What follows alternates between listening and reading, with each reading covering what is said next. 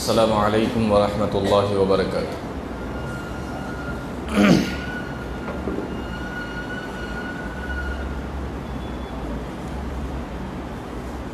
ان الحمد للہ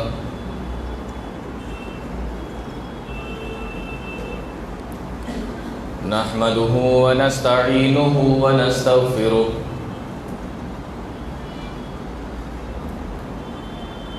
ونعوذ باللہ من شرور انفسنا ومن سیئات اعمالنا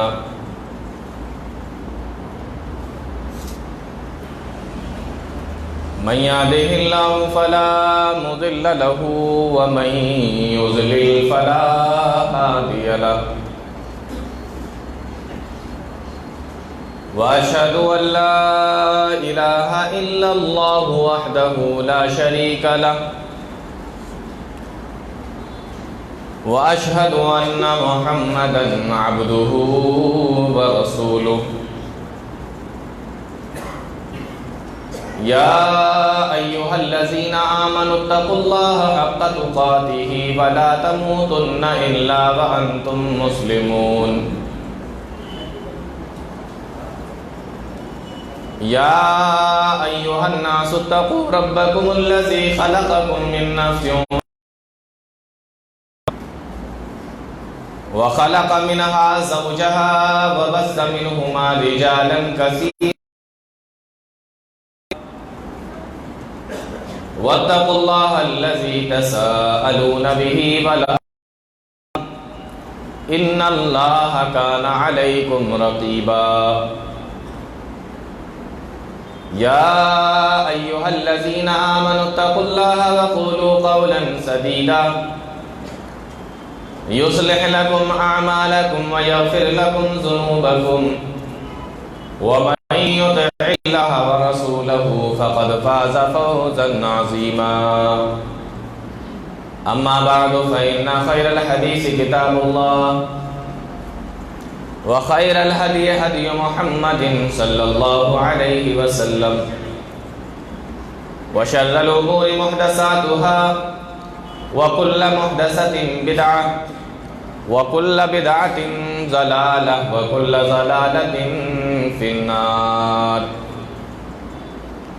أعوذ بالله السميع العليم من الشيطان الرجيم بسم اللہ الرحمن الرحیم یا ایہا الذین آمنوا قوا انفسکم واہلیکم نارا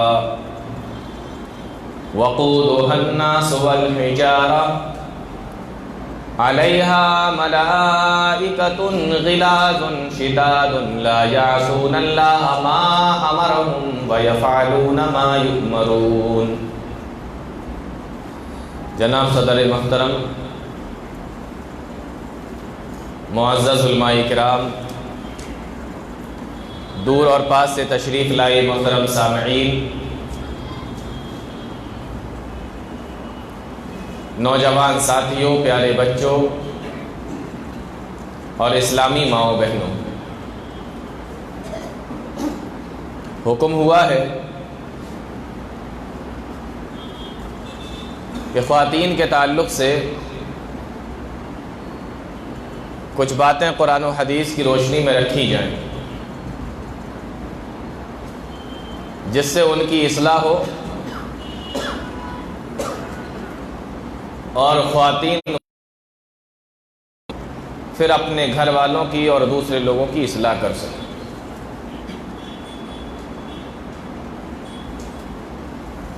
اسلام یہ چاہتا ہے کہ جس طریقے سے مرد نیک بنے، مرد نمازی ہوں، روزے دار ہوں، قرآن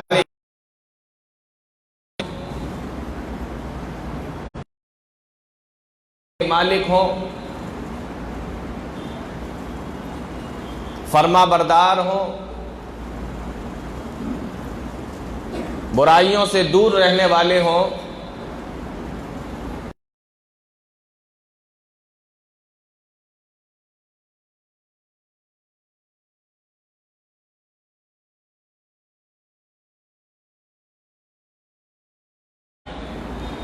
کہ عورتیں بھی بالکل اسی طریقے سے، وہ بھی نمازی ہوں، وہ بھی دیندار ہوں، تقوی اور پرہیزگاری ان کے اندر بھی ہو، وہ بھی جنت کی طرف جانے والی اور جہنم سے بھاگنے والی، دور رہنے والی بنے، وہ بھی نمازی بنے، قرآن کی تلاوت کرنے والی بنے۔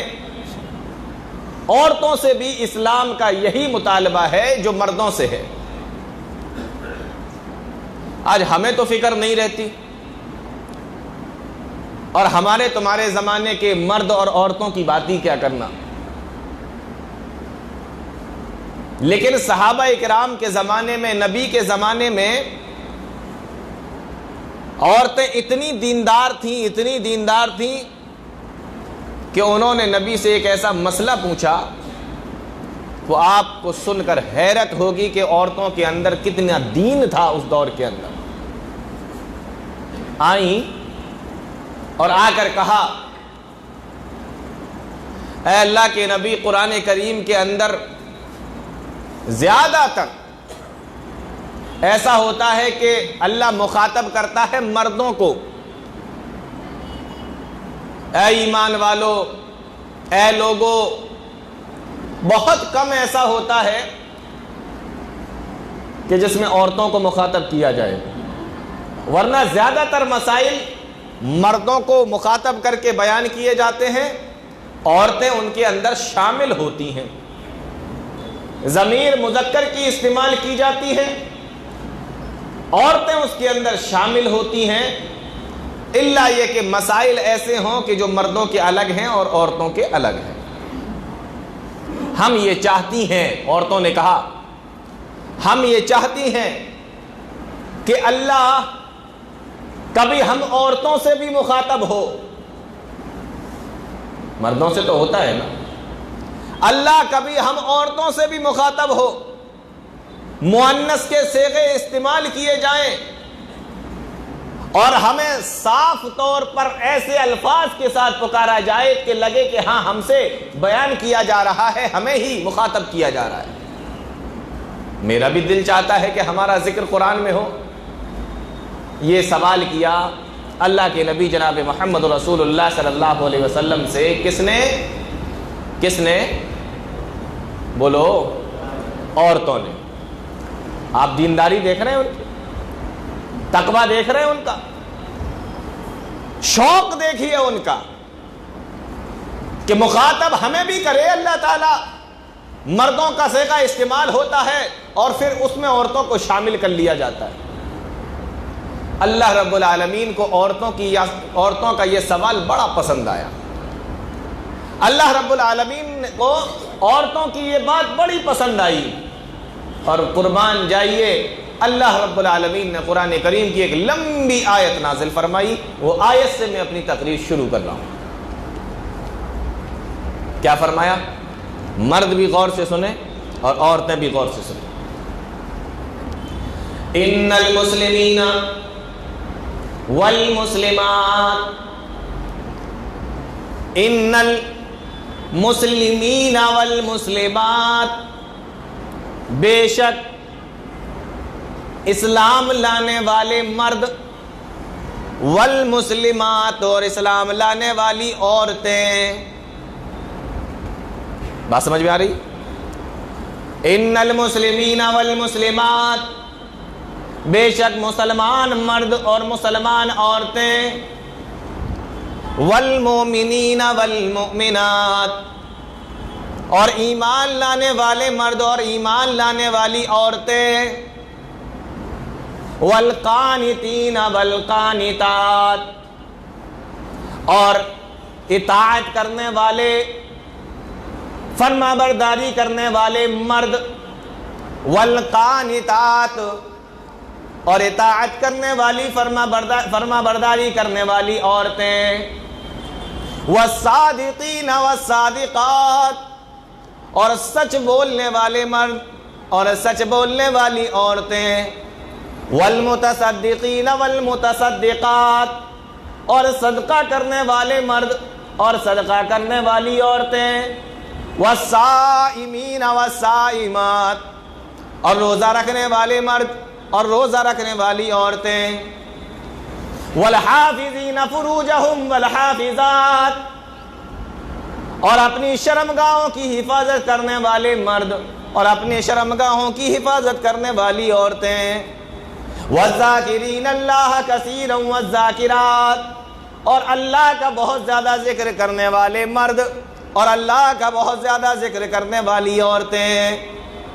اتنا بیان کرنے کے بعد مردوں کے جملے استعمال کیے گئے، ان کے ساتھ میں عورتوں کے بھی جملے الگ سے استعمال کیے گئے۔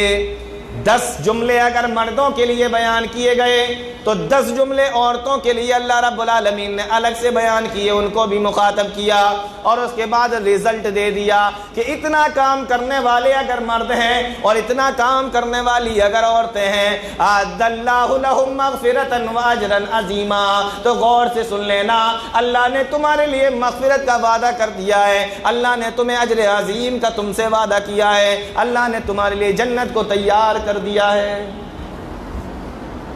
عورتوں کا شوق تھا، 10 جملے اللہ رب العالمین نے مردوں کے لیے، اور وہی الفاظ پھر عورتوں کے لیے بھی اللہ رب العالمین نے استعمال فرمائے۔ اس آیت سے پتہ یہ چلا کہ جتنی آخرت کی تیاری مردوں کو کرنا ہے، اتنی ہی آخرت کی تیاری عورتوں کو کرنا ہے۔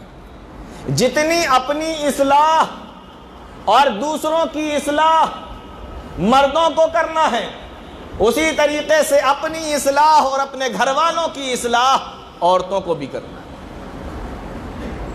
عورت جو ہوتی ہے نا، اس کی حیثیت معاشرے کے اندر ریڑھ کی ہڈی کی ہوتی ہے۔ ریڑھ کی ہڈی جانتے ہیں آپ لوگ؟ یہ گردن سے یہاں سے شروع ہوتی ہے اور پوری نیچے تک جاتی۔ اس ہڈی کا بہت بڑا کام ہے، بہت بڑا کام۔ انسان پورا صحیح ہو، تندرست ہو، لیکن یہ ہڈی خراب ہو جائے تو نہ چل سکتا ہے، نہ دوڑ سکتا ہے، نہ بیٹھ سکتا ہے، کوئی کام کا لائق نہیں ہوتا، کسی کام کے لائق نہیں بچتا۔ جس طریقے سے ریڑھ کی ہڈی خراب ہونے سے پورا بدن خراب ہو جاتا ہے، اسی طریقے سے معاشرے کے اندر، سماج کے اندر، خاندان کے اندر، گھر کے اندر عورت کے خراب ہونے سے معاشرہ خراب ہو جاتا ہے، سماج خراب ہو جاتا ہے، خاندان خراب ہو جاتا ہے، گھر خراب ہو جاتا ہے۔ عورت کی حیثیت ریڑھ کی ہڈی کی۔ نئی بات سمجھ میں آئی؟ چلیے ایک حدیث سے سمجھاتا ہوں۔ حدیث سنیے، اللہ کے نبی صلی اللہ علیہ وسلم ارشاد فرماتے ہیں، کئی کتابوں کے اندر یہ حدیث آئی، پیارے نبی نے فرمایا، ان الدنیا حلوۃ خضرہ، بے شک دنیا میٹھی ہے، ہری بھری ہے، سرسبز و شاداب ہے، بڑا دل لگتا ہے یہاں کی ہر چیز سے، یہ اپنی طرف کھینچ لیتی ہے، لوگ اس کے اندر پھنس جاتے ہیں۔ ان الدنیا حلوۃ خضرہ، ہری بھری ہے، میٹھی ہے، وَإِنَّ اللَّهَ تَعَالَى مُسْتَخْلِفُكُمْ فِيهَا، اور اللہ کبھی یہ دنیا تمہیں دے دے، تمہارے پاس میں دنیا کا مال و دولت آ جائے، حکومتیں تمہارے ہاتھوں میں آ جائیں، تم جیسا چاہتے ہو ویسا کاروبار تمہیں مل جائے، ان اللہ تعالی مستخلفکم فینظر کیف تعملون، تو اللہ نے تمہیں وہ جو چیز دی ہے جس کی وجہ سے تم، اللہ رب العالمین نے تمہیں دنیا عطا کی ہے، مال و دولت عطا کی ہے، کاروبار سے تمہیں نوازا ہے، سمجھ لینا یہ اللہ نے تمہیں اس لیے دیا ہے، فَيَنْظُرُ كَيْفَ تَعْمَلُونَ، تم ان تمام چیزوں کو پانے کے بعد، ان تمام چیزوں کو حاصل کرنے کے بعد میں عمل کیسا کرتے ہو؟ اللہ سے قریب ہوتے ہو یا اللہ سے اور دور چلے جاتے ہو یہ تمام چیزیں پانے کے بعد؟ آگے اللہ کے نبی صلی اللہ علیہ وسلم نے ارشاد فرمایا، جب دنیا تمہیں مل جائے، مال و دولت تمہیں مل جائے، تمہارا کاروبار بڑا ہو جائے اور تم جو چاہتے ہو وہ تمہیں ملتا چلا جائے، تو پیارے نبی صلی اللہ علیہ وسلم نے فرمایا کہ اس دنیا کے جھنجھٹوں میں نہ پڑ جانا، اس دنیا ہی کو سب کچھ اپنا نہ سمجھ لینا، اس دنیا کو اپنے دل کے اندر دماغ کے اندر نہ بسا لینا۔ فرمایا پیارے نبی صلی اللہ علیہ وسلم نے فاتقوا الدنیا، اس دنیا سے بچ کے رہنا۔ دنیا تمہارے قدموں میں آ جائے تو اس کو قدموں میں ہی رہنے دو، اس کو جوتے کے نیچے ہی رہنے دو، اٹھا کے سر پہ نہ بٹھانا، اس کو اپنے دل میں نہ بسا لینا، اپنے دماغ میں نہ داخل کر لینا۔ فاتقوا الدنیا، دنیا سے بچ کے رہنا۔ اور آگے اللہ کے نبی صلی اللہ علیہ وسلم نے ارشاد فرمایا واتقوا النساء، اور عورتوں سے بچ کے رہنا۔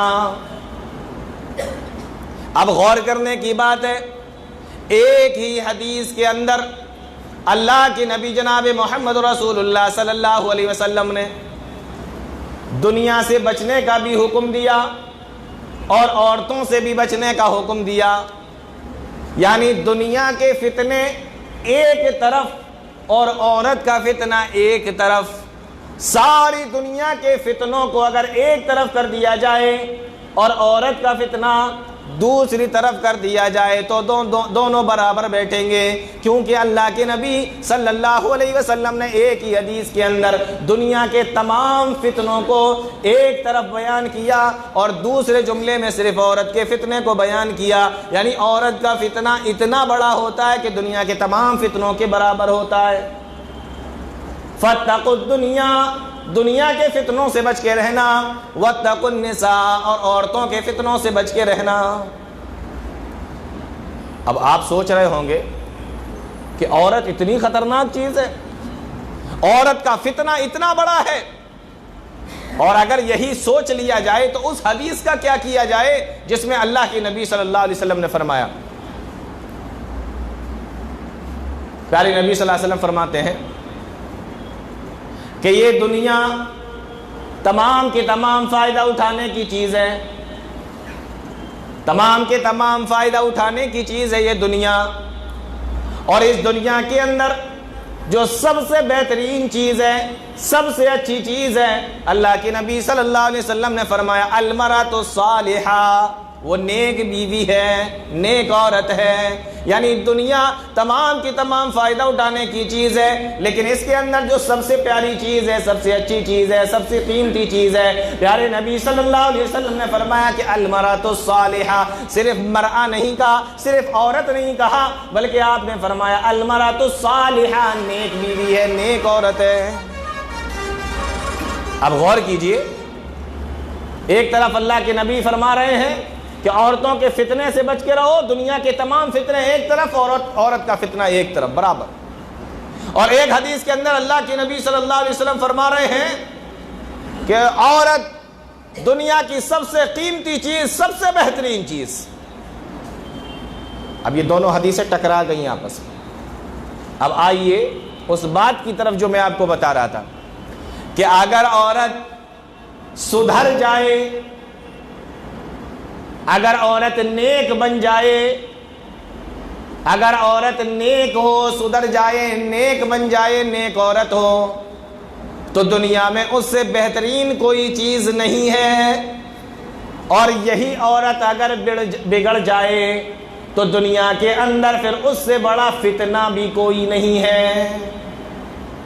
تو عورت معاشرے کے اندر ریڑھ کی ہڈی کی حیثیت رکھتی ہے، اسی لیے اللہ کے نبی صلی اللہ علیہ وسلم نے ارشاد فرمایا کہ جس طریقے سے کل قیامت کے دن مردوں کو کھڑا کیا جائے گا، سوال کیا جائے گا، کلکم راعٍ وکلکم مسئول عن رعیتہ، مردوں کو کھڑا کیا جائے گا کہ بتا تو کیسے بگڑا، تیری اولاد کیسے بگڑی، ہر چیز کا تجھ سے سوال پوچھا جائے گا، حساب لیا جائے گا۔ اسی حدیث کے اندر اللہ کے نبی جناب محمد رسول اللہ صلی اللہ علیہ وسلم نے ارشاد فرمایا کہ عورتوں کو بھی کھڑا کیا جائے گا، وَالْمَرْأَةُ رَاعِيَةٌ فِي بَيْتِ زَوْجِهَا، اس عورت سے خود اس کے بارے میں سوال کیا جائے گا، اور پھر اس سے اس کے شوہر کے بارے میں بھی سوال کیا جائے گا۔ وَالْمَرْأَةُ رَاعِيَةٌ فِي بَيْتِ زَوْجِهَا وَوَلَدِهِ، اور اس سے اس کی اولاد کے بارے میں بھی سوال کیا جائے گا۔ تو کیوں بگڑی، تو کیسے بگڑی، تیرا شوہر کیسے بگڑ گیا، تیری اولاد کیسے بگڑ گئی۔ یعنی عورت کو خود اپنی بھی اصلاح کرنا ہے، اور اپنے شوہر کی بھی اصلاح کرنا ہے، اور اپنی اولاد کی بھی اصلاح کرنا ہے، اور یہ تینوں سوال کل قیامت کے دن ہر عورت سے پوچھے جائیں گے۔ صرف مرد سے ہی نہیں پوچھا جائے گا کہ تو بتا اپنے اولاد کے بارے میں، اپنے بارے میں، اپنی بیوی کے بارے میں، بلکہ عورت سے بھی پوچھا جائے گا کہ تو سوالوں کا جواب دے، تو کیسے بگڑی، تیرا شوہر کیسے بگڑا، تیری اولاد کیسے نیک نہیں بن پائی، تو بھی ان سوالوں کا جواب دے۔ تو معلوم یہ ہوا کہ عورت کو خود اپنی بھی فکر کرنا ہے، اپنے گھر والوں کی فکر کرنا ہے، شوہر کی فکر کرنا ہے، اپنے اولاد کی فکر کرنا ہے، سب کو لے کر چلنا ہے۔ اور کیسے چلنا ہے؟ آج ہمارے یہاں شادی ہوتی ہے، شادی ہوئی، شادی کو 2 مہینے 4 مہینے ہوئے، فیوچر پلاننگ شروع ہو گئی۔ اولاد ہوگی تو کیا بنائیں گے، اولاد ہوگی تو کیا کریں گے، وہ کہہ رہا ہے ڈاکٹر بنائیں گے، وہ کہہ رہی ہے انجینئر بنائیں گے، وہ کہہ رہا ہے کہ ماسٹر بنائیں گے، کوئی کچھ اور کہہ رہا ہے، کوئی کچھ اور کہہ رہا ہے۔ فیوچر پلاننگ شروع ہو جاتی ہے، شادی ہوتے ہی فیوچر پلاننگ کہ اولاد کو بنانا کیا ہے۔ ہمارے ذہن میں بھی نہیں آتا کہ اس کو عالم دین بنا لیں، اس کو عالم دین بنائیں، قرآن و حدیث کا پڑھنے والا، سیکھنے والا، پڑھانے والا، سکھانے والا بنا دیں، حافظ قرآن بنا لیں۔ یہ تو ہمارے ذہنوں میں بھی نہیں آتا۔ لیکن قربان جائیے، ایک عورت ایسی بھی ہے جس کے ذہن میں یہ بات آئی، اور اس کی تعریف اللہ رب العالمین نے قرآن کریم کے اندر بیان فرما دی۔ وہ عورت کون ہے میں آپ کو بتاتا ہوں۔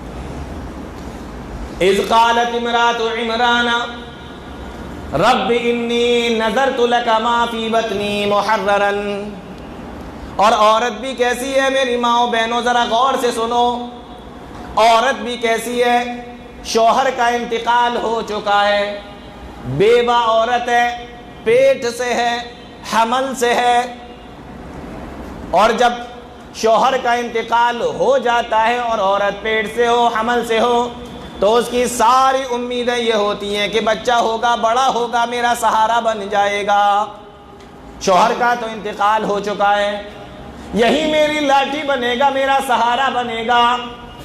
لیکن قربان جائیے، ایک ایسی عورت بھی ہے، شوہر کا انتقال ہو چکا ہے، اللہ رب العالمین سے دعا کرتی ہے، رب انی نذرت لک ما فی بطنی محررا، اے میرے پروردگار جو بھی میرے پیٹ کے اندر ہے میں اس کو تیری نظر کرتی ہوں، میں اس کو تیرے نام کر دیتی ہوں۔ اللہ کا قرآن کہتا ہے، اور جب بچہ ہوا سوچ تو یہ رہی تھی کہ بیٹا ہوگا، پڑھائیں گے، لکھائیں گے، عالم دین بنائیں گے، تیرے راستے میں لگا دیں گے، لیکن جب پیدا ہوا تو بچی پیدا ہوئی، بیٹی پیدا ہوئی، کہا اللہ لیس الذکر کالانثی، اے اللہ بیٹا اور بیٹی ایک جیسے تو نہیں ہوتے، اے اللہ میں تو یہ چاہ رہی تھی بیٹا ہوگا، تیرے راستے میں لگا دیں گے، لیکن یہ تو بیٹی پیدا ہوئی ہے۔ اللہ جواب دیتا ہے تو گھبرانا، پریشان مت ہو، میں نے تو اس کو بھی قبول کر لیا ہے۔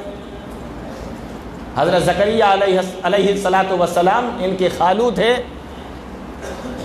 بیٹی پیدا ہوئی، مریم نام رکھا گیا، حضرت مریم علیہ السلام، کہا ایسا ہے کہ لاؤ مجھے دے دو، میں اس کو پال لیتا ہوں۔ نبی ہیں حضرت زکریا علیہ السلام، اپنے پاس پال پوس کے بڑا کیا، اور مریم کے معنی ہی ہوتا ہے پاک باز، عبادت کرنے والی، نیک اور فرما بردار۔ پہلے نام بھی لوگ ایسے ہی رکھتے تھے کہ نام کا اگر اثر آئے تو یہ ویسا ہی بن جائے، تو نام ہے مریم۔ اب یہ دھیرے دھیرے بڑی ہو رہی ہیں، حضرت زکریا علیہ السلام کے پاس میں ہیں، وہ ان کے کفیل ہیں اور وہ ان کی کفالت میں ہیں۔ جیسے جیسے یہ بڑی ہوئیں، ایک کمرہ دے دیا گیا بیت المقدس کے قریب میں کہ اس کمرے میں رہ کے اللہ کی عبادت کیا کرو، اس کمرے میں رہ کر اللہ کی عبادت کیا کرو، ایک کمرہ دے دیا گیا۔ مریم علیہ السلام اس کمرے میں رہتی، کھانا پانی کمرے میں پہنچا دیا جاتا۔ قرآن کہتا ہے کلما دخل علی زکریا المحراب وجد عندها رزقا، جب بھی حضرت زکریا علیہ السلام حجرے کے اندر داخل ہوتے، کمرے کے اندر داخل ہوتے، کیا دیکھتے ہیں کہ بہترین اور تازہ پھل وہاں پہ کمرے کے اندر رکھے ہوئے ہیں، کھانے پینے کا سامان وہاں پہ رکھا ہوا ہے۔ حضرت زکریا علیہ السلام پوچھنے لگے قالا یا مریم انا لکی ھذا، اے مریم ذرا یہ بتاؤ یہ تمہارے پاس میں کہاں سے آیا؟ پالنے کی ذمہ داری کس کی تھی؟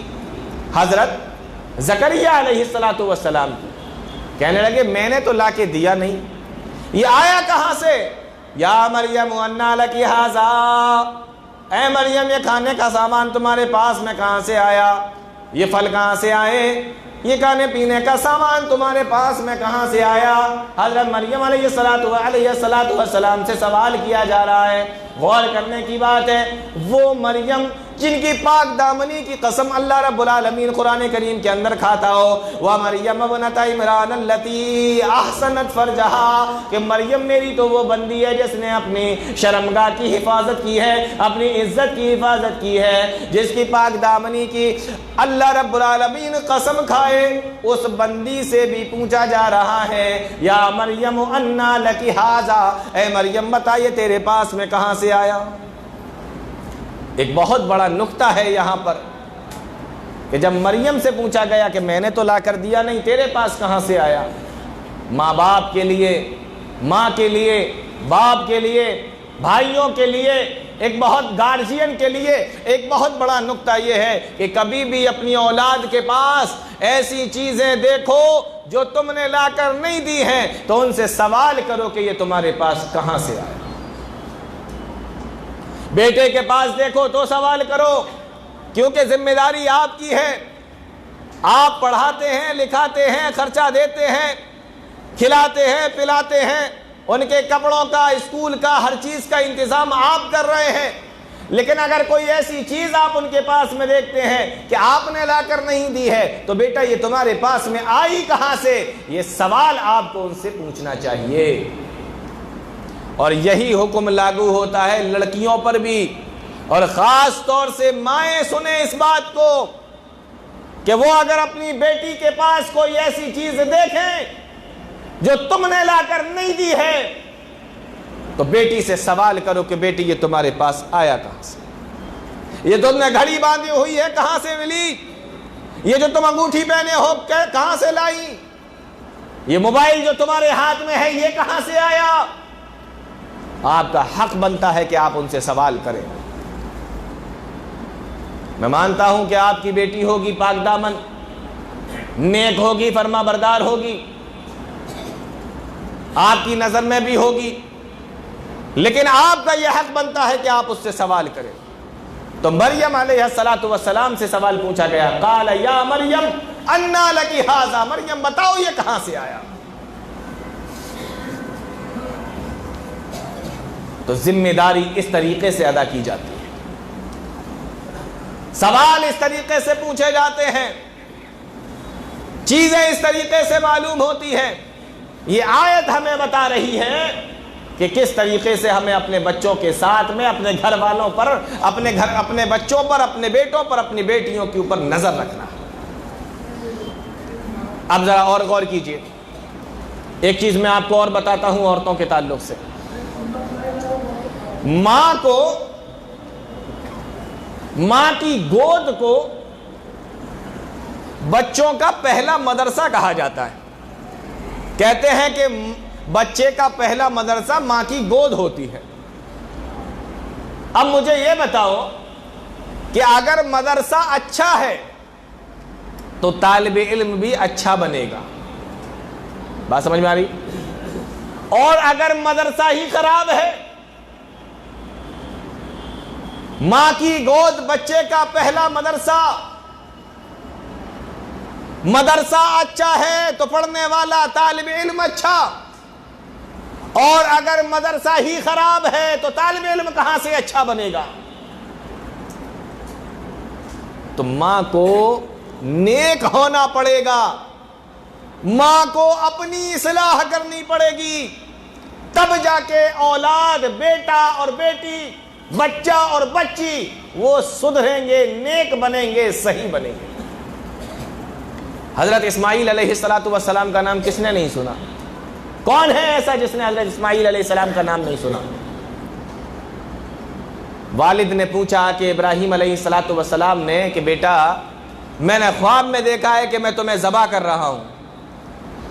غور سے سننا میری ماں بہنوں، اور تم بھی سنو مردوں، پوچھا کہ میں نے خواب میں دیکھا ہے کہ میں تمہیں ذبح کر رہا ہوں،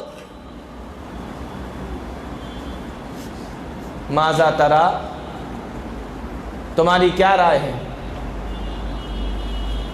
تو کہا حضرت اسماعیل علیہ السلام نے، یا ابت فعل ما تؤمر ستجدنی انشاء اللہ من الصابرین۔ اے ابا جان،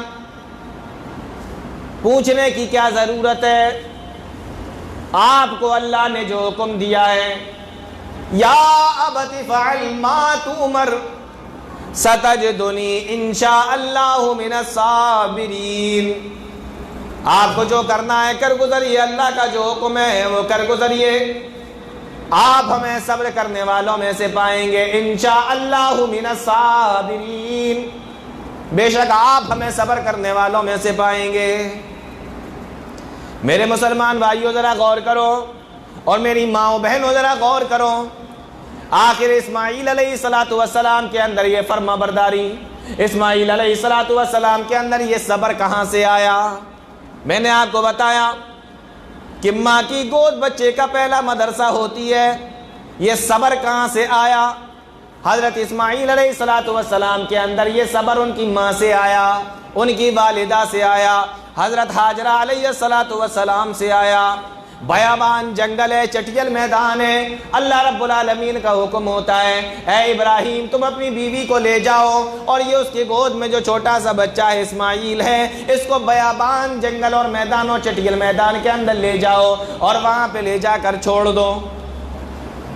مکہ کی بے آب و گیا صحرا اور ریگستان کے اندر حضرت ابراہیم علیہ السلام اپنی بیوی کو لے کر آئے، دودھ پیتے بچے کو لے کر آئے اور خانہ کعبہ کے پاس میں چھوڑ کر جانے لگے۔ مورخین نے لکھا ہے اتنا بڑا ریگستان، وہاں پر نہ تو کوئی پرندہ رہتا تھا، نہ کوئی جانور رہتا تھا، نہ کوئی انسان رہتا تھا، یہاں تک کہ وہاں پر کوئی پانی کا انتظام بھی نہیں تھا اور وہاں پر کوئی درخت بھی نہیں اگتا تھا۔ مورخین نے تو یہاں تک لکھا ہے کہ کوئی پرندہ اس صحرا اور ریگستان کے اوپر سے اڑ کر بھی نہیں جاتا تھا، کیونکہ پرندوں کو بھی معلوم تھا کہ اگر یہاں سے اڑ کر جائیں گے اور راستے میں اگر مجھے پیاس لگنے لگی تو پیاس کی وجہ سے زمین پہ گر کے مر جائیں گے، لیکن دور دور تک کہیں پر پانی نہیں ملے گا۔ ایسے میدان میں اللہ رب العالمین کا حکم ہوتا ہے کہ اپنی بیوی کو چھوڑ دو، اپنے بیٹے کو چھوڑ دو۔ حضرت ابراہیم علیہ السلام چھوڑ دیتے ہیں، اور چھوڑنے کے بعد تھوڑا سا پانی اور تھوڑی سی کھجوریں وہیں پر چھوڑ کر چل دیتے ہیں۔ آواز آتی ہے، او میرے شوہر ابراہیم کہاں جا رہے ہو؟ پیچھے مڑ کر نہیں دیکھا۔ دوبارہ آواز لگا، ابراہیم کہاں جا رہے ہو؟ پیچھے مڑ کر نہیں دیکھا۔ تیسری مرتبہ آواز لگائی، اے میرے شوہر، اے ابراہیم کہاں جا رہے ہو؟ حضرت ابراہیم علیہ السلام نے پیچھے مڑ کر نہیں دیکھا۔ حضرت حاجرہ دوڑتی ہوئی آئی اور پیچھے سے آ کر کرتے کو پکڑ لیا اور کہنے لگی، اے ابراہیم، اے میرے شوہر، کیا اللہ کا حکم ہے؟ اللہ امرک بہذا، کیا اللہ نے تمہیں یہ حکم دیا ہے کہ اپنی بیوی کو اور اپنے بچے کو اس بے آب و گیا میدان کے اندر غیر ذی زرع کے اندر چھوڑ دو؟ ابراہیم علیہ السلام سر ہلاتے ہیں، کہتے ہیں قال نعم، ہاں اللہ کا حکم ہے۔ اب میری ماں بہنوں ذرا غور کرو، حضرت حاجرہ کا ایمان دیکھو، اطاعت دیکھو، فرما برداری دیکھو، دینداری دیکھو، کیا کہتی ہیں؟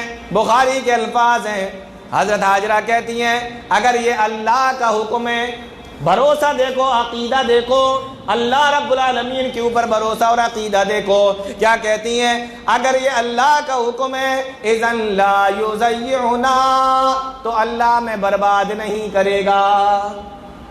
اللہ ہمیں برباد نہیں کرے گا، ہمیں مٹنے نہیں دے گا، ہمیں برباد نہیں ہونے دے گا اگر یہ اللہ کا حکم ہے۔ کیا ان کا بھروسہ تھا؟ اللہ رب العالمین کے اوپر توکل دیکھو، بھروسہ دیکھو، عقیدہ دیکھو۔ آج ہمارے عورتیں تو چھوڑو، مائیں بہنیں تو چھوڑو، آج ایسا عقیدہ تو ہمارے یہاں مردوں کا بھی نہیں۔ عورتوں کے بارے میں تو مشہور ہی ہے کہ ان کے عقیدے کمزور ہوتے ہیں، بڑی جلدی ان کے ہاتھ سے ایمان اور عقیدہ نکل جاتا ہے، لیکن ایسا عقیدہ تو مردوں کا بھی نہیں ہے۔ تبھی تو کہتے ہیں نا کہ عورت اگر دینداری پر آ جائے تو پھر یہ عورت اگر دینداری پر آ جائے تو یہ مردوں کو بھی پیچھے چھوڑ دے۔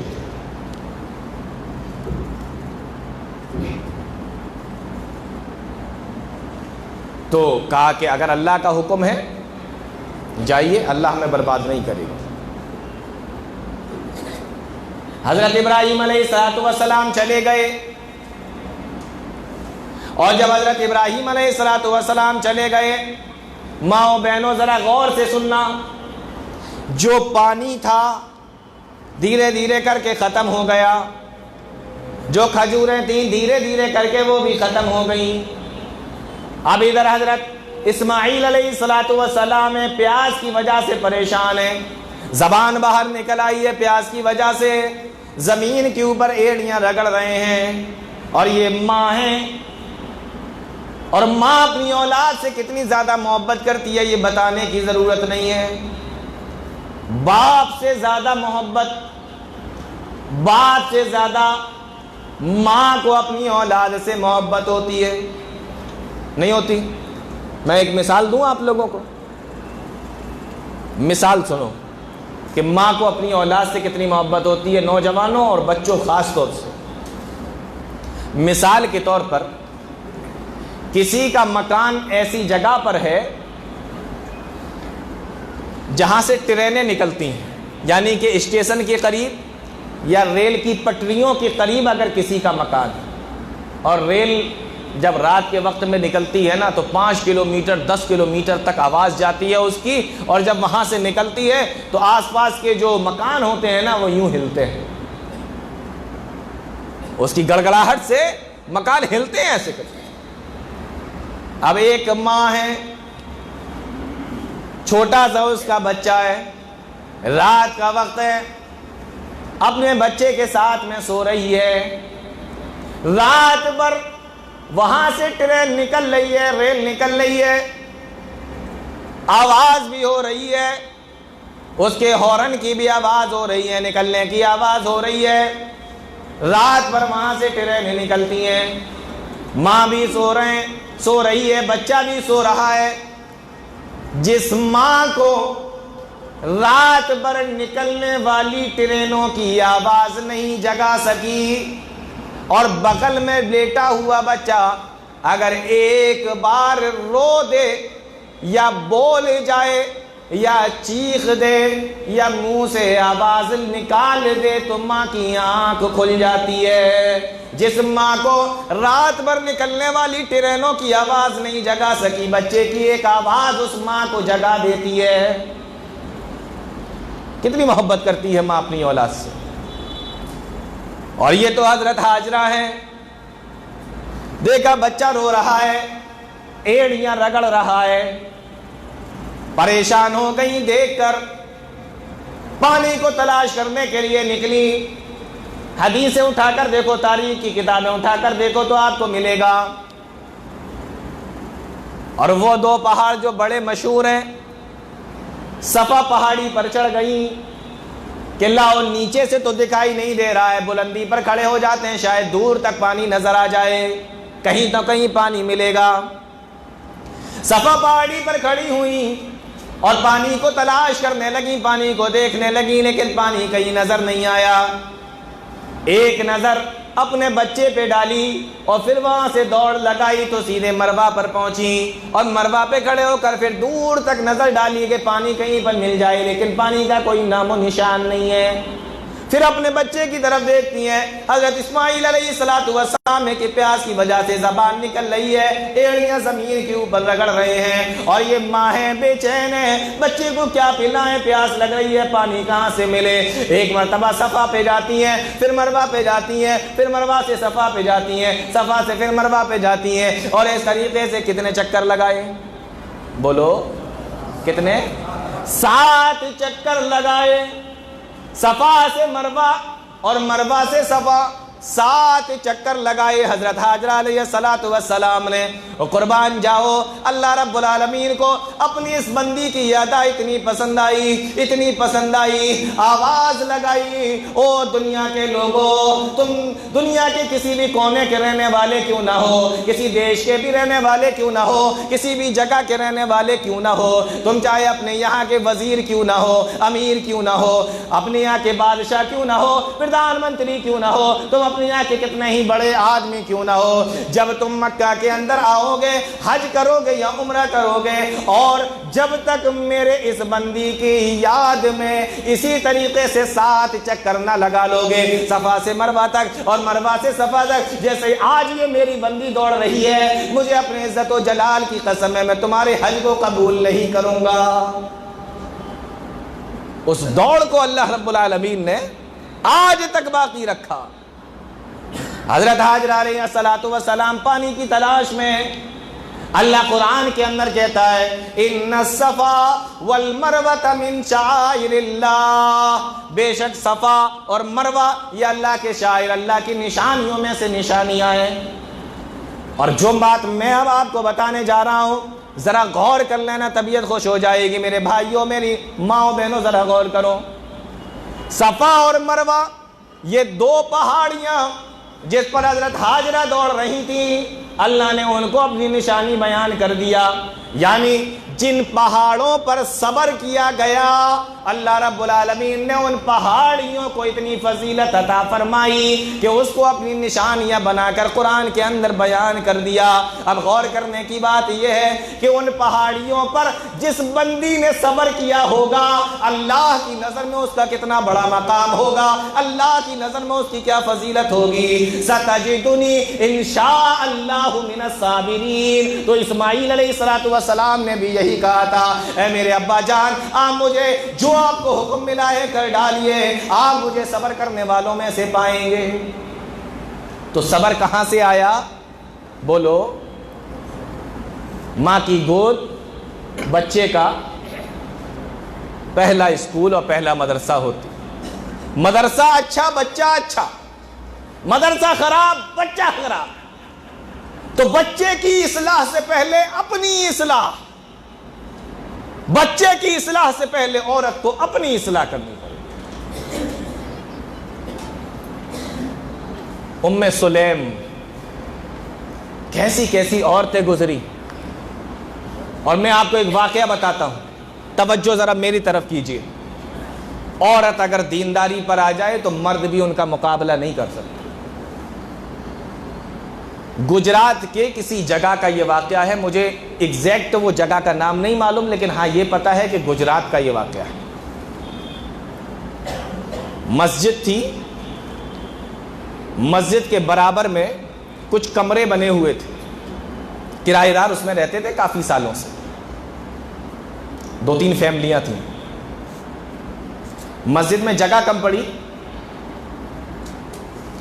تو ٹرسٹی اور جو لوگ تھے کمیٹی کے لوگ، انہوں نے سوچا کہ ان لوگوں سے کہا جائے کہ بھائی اب آپ کمرے خالی کر دیجئے، جگہ کم پڑ رہی ہے، یہ کمرے توڑوا کر اس کو مسجد میں داخل کر دیں۔ جب ان سے کہا گیا، غور سے سنو، جب ان سے کہا گیا کہ یہ کمرے خالی کر دیجئے، ایک بولا کہ ہم 10 لاکھ لے کر نکلیں گے، ہم ایسے نہیں جائیں گے، ہم کمرہ خالی کریں گے، اس کے پیسے لیں گے۔ اللہ اکبر، مسجد کا کمرہ ان کو 10 لاکھ چاہیے۔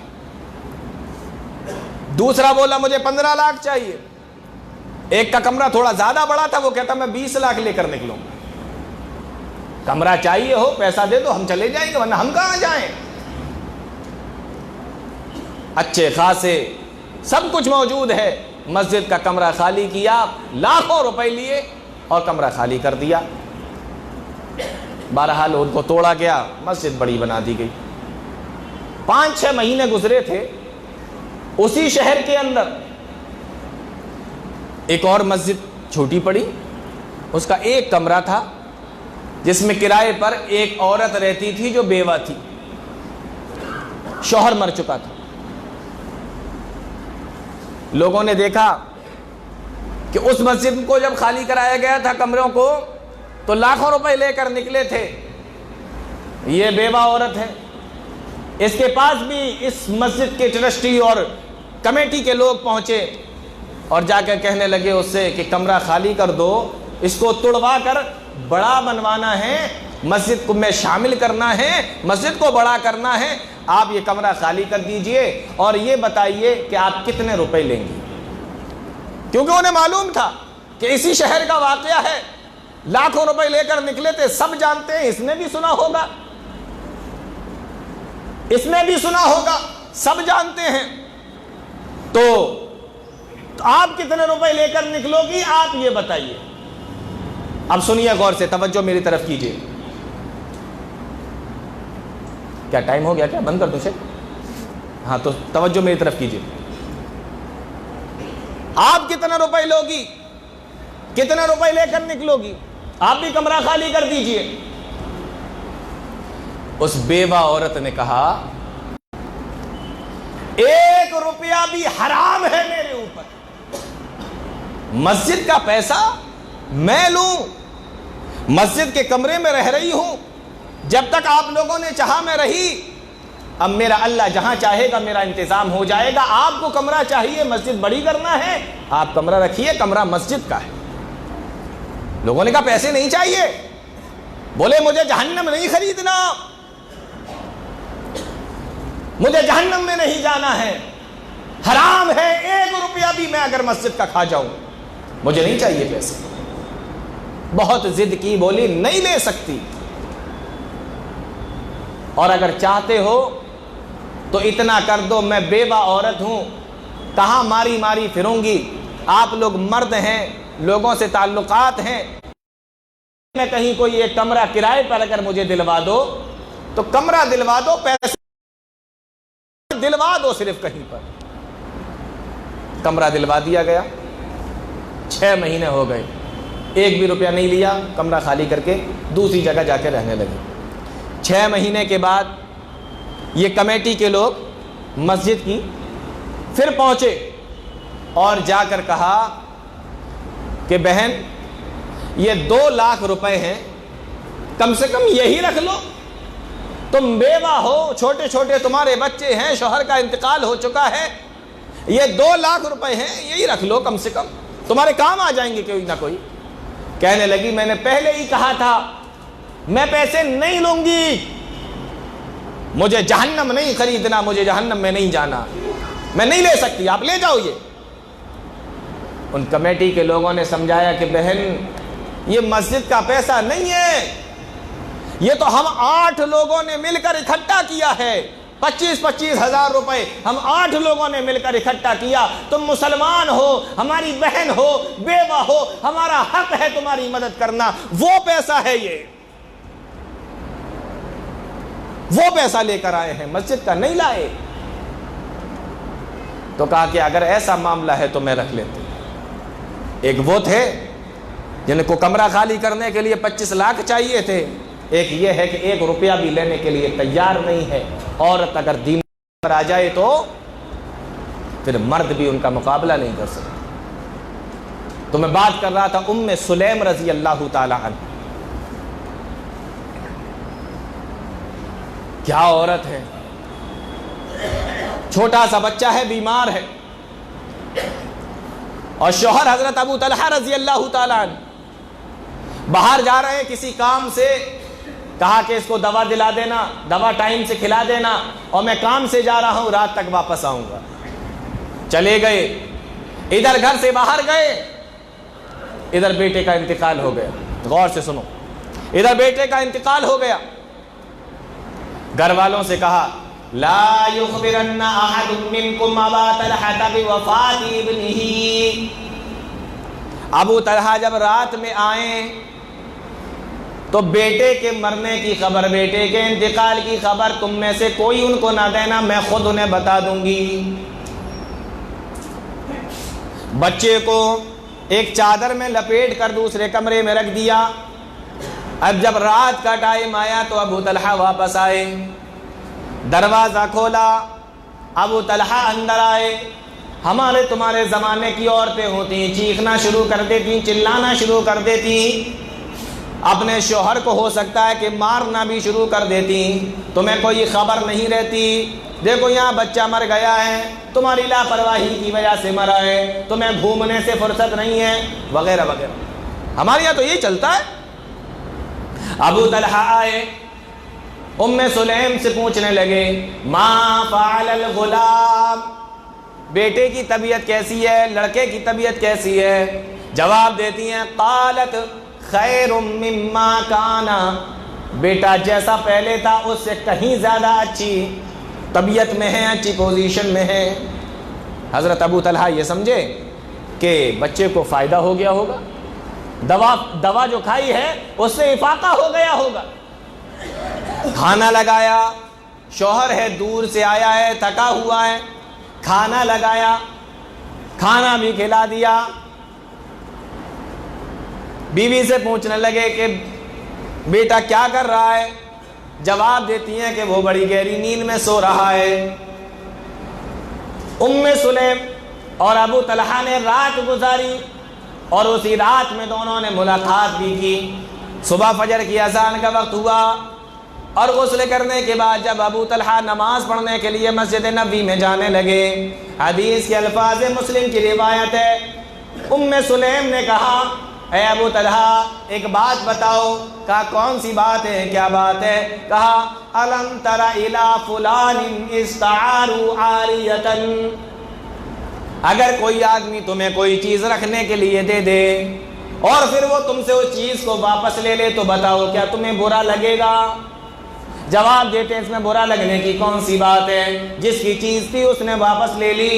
جواب دیتی ہیں اور تو ذرا غور سے سنو کیا وہ عورت تھی؟ فرماتی ہیں ان ابنک کان عاریۃ من اللہ تعالی، بے شک تمہارا بیٹا بھی اللہ کی طرف سے دیا ہوا تھا، اللہ ہی نے واپس لے لیا ہے، اس کا تو کل شام ہی کو انتقال ہو گیا تھا۔ ابو طلحہ ناراض ہو گئے، تم مجھے اب بتا رہی ہو بیٹا مر گیا، بیٹے کی تم نے وفات اور انتقال کی خبر بھی نہیں دی اور تم نے مجھے اب بتایا، میں تمہاری شکایت کروں گا اللہ کے نبی جناب محمد رسول اللہ صلی اللہ علیہ وسلم سے۔ مسجد نبوی میں پہنچے فجر کی نماز پڑھنے کے لیے، پوری خبر بتائی، پورا واقعہ بتایا، اللہ کے نبی ایسا ایسا ہوا اور میری بیوی نے تو میرے ساتھ میں ایسا کیا۔ پیارے نبی صلی اللہ علیہ وسلم کو جب پوری بات انہوں نے بتائی، اللہ کے نبی صلی اللہ علیہ وسلم نے فرمایا بارک اللہ فی لیلتکما، اللہ تمہاری اس رات میں برکت عطا فرمائے، اللہ تمہاری اس رات میں برکت عطا فرمائے۔ پیارے نبی صلی اللہ علیہ وسلم کی دعا قبول ہو گئی اور پھر اللہ رب العالمین نے ایک اور بیٹا عطا فرمایا۔ جب وہ بیٹا ام سلیم کے ہوا، کہنے لگی میں اس کو اس وقت تک اپنا دودھ نہیں پلا سکتی جب تک کہ نبی کے منہ کا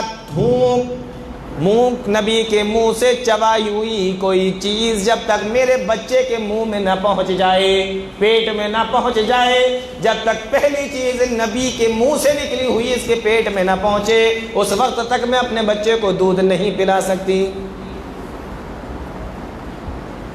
ابو طلحہ نے گود میں لیا اپنے بچے کو اور لے کر آئے اللہ کے نبی صلی اللہ علیہ وسلم کے پاس۔ پیارے نبی صلی اللہ علیہ وسلم نے کھجور منہ میں رکھ کے چبائی اور جب کھجور بڑی مہین سی پتلی سی ہو گئی تو وہی کھجور تھوڑی سی نکال کر اللہ کے نبی صلی اللہ علیہ وسلم نے اس بچے کے منہ میں لگا دی اور جب بچے کے منہ میں کچھ میٹھا سا لگا تو بچے نے اس کو کھانا شروع کر دیا۔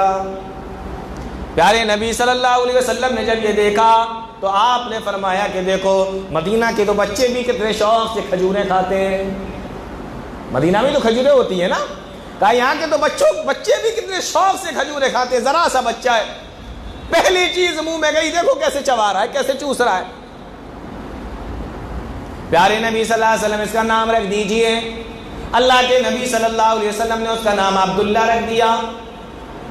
وہ لے کر اپنی بیوی کے پاس میں آئے اور اللہ نے اتنی برکت عطا فرمائی، پھر اس بیٹے کے یعنی اس عبداللہ کی 9 بیٹے پیدا ہوئے، اور مورخین نے لکھا ہے کہ یہ سارے کے سارے حافظ قرآن تھے۔ یہ سب کہاں سے آیا؟ ایک عورت سے آیا۔ وَالْمَرَأَةُ رَاعِيَةٌ فِي بَيْتِ زَوْجِهَا وَوَلَدِهِ، عورت سے سوال کیا جائے گا، عورت سے بھی سوال پوچھا جائے گا، بتا تو کیسے بگڑی، تیرا شوہر کیسے بگڑا، تیری اولاد کیسے بگڑی۔ اس لیے میری ماں و بہنوں ذرا غور کرو، خیال کرو، دھیان رکھو، اپنی بھی اصلاح کرو، اپنے گھر والوں کی بھی اصلاح کرو، شوہر کی بھی اصلاح کرو، بچوں کی بھی اصلاح۔ اب میں ایک آخری بات بتاتا ہوں، وقت ختم ہو رہا ہے، ایک آخری بات بتا رہا ہوں، یہ بات یہاں سے لے کر جائیے۔ عورتوں سے جب کہا جاتا ہے نا کہ ارے آپ سمجھائیے اپنے شوہر کو، اولاد کو سمجھائیے، تو عورتیں کیا کہتی ہیں؟ سنتے ہی نہیں، مانتے ہی نہیں، میں کیا کروں، کیسے سمجھاؤں؟ حالانکہ میں اگر چاہوں تو اس پر کئی مثالیں دے سکتا ہوں، لیکن ایک مثال دے رہا ہوں جو یہ سمجھتی ہیں کہ میری تو بات سنتا ہی نہیں ہے، یہ میری بات تو یہ مانتا ہی نہیں، میرا شوہر میری بات ہی نہیں سنتا۔ تو میں آپ کو بتاؤں کہ مانے گا تو وہ ضرور، لیکن آپ کے پاس منوانے کا طریقہ نہیں۔ شوہر کی اتنی ہمت نہیں، باہر وہ کتنا بھی بڑا کھلاڑی بن جائے، گھر کے باہر وہ کتنا بھی بڑا بہادر بن جائے، گھر میں حکومت تو تمہاری چلتی ہے۔ یہ الگ بات ہے کہ تمہیں چلانا نہ آئے، تمہیں چلانا نہ آئے، یہ الگ بات ہے۔ میں تمہیں ایک فارمولہ دے رہا ہوں، 3 دن، صرف 3 دن خود اپنی صفائی رکھو، بہترین کپڑے پہنو، گھر صاف ستھرا رکھو، بہترین کھانے بناؤ جو شوہر کو پسند ہے، لذیذ لذیذ کھانے بناؤ، اپنی خود صفائی کا خیال رکھو، گھر کی سجاوٹ رکھو۔ 3 دن تک یہ کام کر لو، چوتھے دن شوہر خود کہے گا بیگم بتاؤ کیا چاہیے، بولو۔ 3 دن تم کر کے دیکھ لو۔ ارے آپ پہلے ان کو خوش کر کے تو دیکھو، تمہیں اب طریقہ ہی نہیں پتا تو میں کیا کروں؟ گھر میں حکومت تمہاری ہے، تمہیں کرنا نہیں آ رہی۔ چوتھے دن پوچھے گا بیگم بتاؤ کیا چاہیے، کیا لا دوں تمہارے لیے، کیا کھاؤ گی تم آج، بتاؤ کہاں چلیں آج۔ ہاں اب میں وہ مثال دے دیتا ہوں، پھر بات ختم کرتا ہوں۔ جو یہ کہتی ہے کہ یہ میری بات نہیں سنتے میرے شوہر، اچھا بات سنیں گے، اور کیوں نہیں سنیں گے؟ حضرت آسیہ کا نام سنا ہے نا، فرعون کی بیوی۔ فرعون اتنا بڑا ظالم، اتنا بڑا ظالم، قرآن کہتا ہے سوء العذاب یذبحون ابناءکم وَيَسْتَحْيُونَ نِسَاءَكُمْ، بچوں کو مار دیا کرتا تھا اور عورتوں کو غلام بنا لیا کرتا تھا، لونڈی بنا لیا کرتا تھا۔ بچوں کو قتل کروا دے، جو بڑوں کو نہیں، بچوں کو مروا دے، معصوم بچوں کو، کتنا بڑا ظالم ہوگا۔ لیکن اتنے بڑے ظالم کی بیوی حضرت آسیہ، اور فرعون کو معلوم ہے کہ یہ جو بچہ بہتا ہوا آ رہا ہے صندوق کے اندر، لکڑی کے اندر، ہو سکتا ہے یہ وہی بچہ ہو جس کے بارے میں بتایا گیا کہ یہ میرے قتل کی اور میرے حکومت کو ختم کرنے کی وجہ بنے گا۔ لیکن بات منوانے کا طریقہ ہو تو دیکھو کیسے منوائی جاتی ہے۔ جب صندوق ہاتھ میں آیا، قرآن کہتا ہے حضرت آسیہ نے کہا فرعون سے لا تقتلوہ عسى ان ينفعنا او نتخذه ولدا، فرعون اسے قتل نہ کرنا۔ کیا انداز ہوگا، کیا طریقہ ہوگا، کتنے پیار سے بولا ہوگا وہ تو وہی جانتی ہیں، اللہ جانتا ہے۔ ایسا گہرا اثر ہوا فرعون جیسے ظالم بادشاہ پر اس کی بیوی کا، لا تقتلوہ عسیٰ ان ینفعنا۔ فرعون اس بچے کو مارنا مت، دیکھو کتنا پیارا بچہ ہے، اور فرعون دیکھو ہمیں اللہ نے کوئی اولاد نہیں دی ہے، ہمارے یہاں کوئی اولاد نہیں، عسیٰ ان ینفعنا او نتخذہ ولدا، ہم اس کو اپنی اولاد بنا لیں گے، بیٹا بنا لیں گے۔ فرعون جیسا ظالم بادشاہ بھی اپنی بیوی کی بات بولو ہاں مان گیا۔ تو بیوی کو ہنر ہونا چاہیے بات منوانے کا، بات تو فرعون جیسے لوگ بھی مان جاتے ہیں، ایسے ظالم اپنی بیوی کی بات مان جاتے ہیں، تو ہنر ہونا چاہیے۔